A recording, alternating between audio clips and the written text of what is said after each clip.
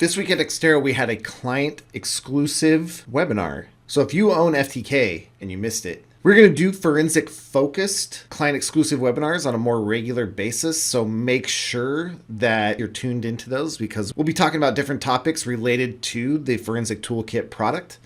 This week, we talked about optimizing your install and processing options to get the most out of FTK. So it was a good one to attend.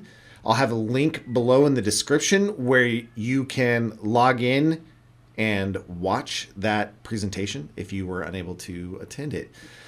During that presentation, there were a couple questions that we got to, and then there was a couple questions that we didn't get to. And so in this video, FTK Feature Focus, we are going to take a look at the questions we didn't get to.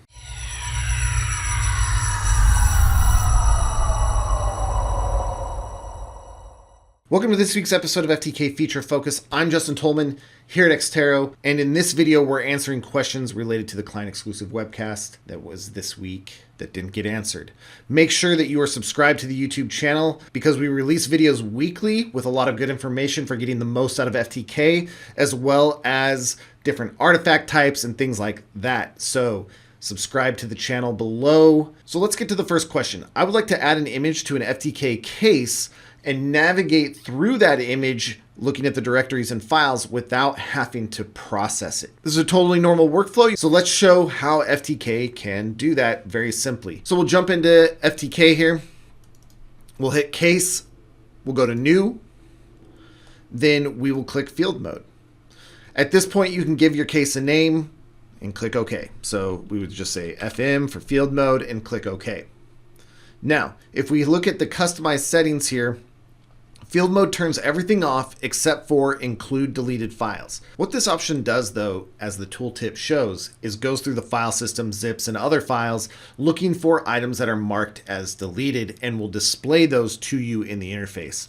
Just be aware this is one of those options in FTK, one of the very few options that if you don't run it at initial processing, you can't actually do at additional analysis. So if you think you're going to continue to work this case from an additional analysis perspective, I would leave that on in field mode. The case with 800,000 items took about 5 minutes to load up in field mode. So you're not talking about a significant time there. When I ran it without the deleted, it was just over 4 minutes. So you're looking at a little bit of a savings there on a small case of only 800,000 items. Your call on that, you're looking at just a few minutes to load in an evidence in field mode. No processing, and you can look through. The cool thing about loading it up in field mode is you still have access to your filters. Just realize that you have a lot less metadata to filter on, but you still have name, file path, file size, and MAC times. Basically anything associated with the master file table or whatever file system you're dealing with that you loaded it in, because that's what field mode will read, is just what's in the master file table. You also have the category view on the file overview tab, so you can quickly get to the different types of files, including file extensions. So the next question that we got that we didn't answer in the presentation is someone commented that they wanted the ability to export files based on extension. Cool. So to do that, you just go over to the overview tab, click on file extension, and find your extension. If I wanted DB, I could hit D to drop down to the Ds, and I have DB right here. And now I have 723 files listed. I simply right click, go to export, and choose all listed, and then specify your path, and it's going to kick those out into a directory, only those files with that extension. Simple as that. So you can export based on extension using the overview tab in the file extension category. Question number 3, and the last one we'll address in this video, is the user wanted to create a truly portable version of FTK for a case and put the database in the case folder instead of the central database for FTK. So there's two ways to approach this question. First, if the user has FTK Lab or something like FTK Enterprise, where it is using a centralized database on a server or something like that.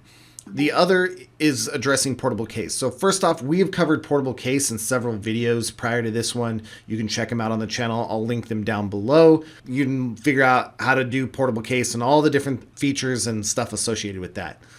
If, however, you are using something like FTK Lab, FTK Enterprise, or something like that, and you have a centralized database and you don't want to use that one, you want to use a local database, you can use the FTK installer to install a database on the local machine. Say a laptop that you were going to take out on the field, or a desktop, something like that. And even if they have that configured to look at a centralized database, install the database on the local machine, and within database, add database, you can point to the database on the local box if you were taking a laptop out. That way you can have full-fledged FTK on a box that's going to leave. When you get back to the lab, you'll see your list of databases listed over here on the left. You can select which database has your case and reconnect back to that to use it. That feature of multiple database connections like that is only available on FTK Lab or FTK Enterprise, but you can do that. Otherwise, base FTK is truly portable in that the database is installed on the same system. So you just install it on any laptop or computer you wanted to use FTK. And if you needed to, you would move the license dongle from machine to machine. If you're looking for a more lightweight portable option, FTK portable case is where you want to live. So cool.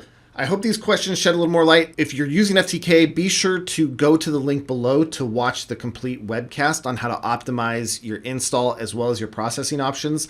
Also, there's a sneak peek of some new automation software we have coming up you might be interested in. The link will be down below. Remember to subscribe for constant updates, things like that. Also, we have a new podcast that is out.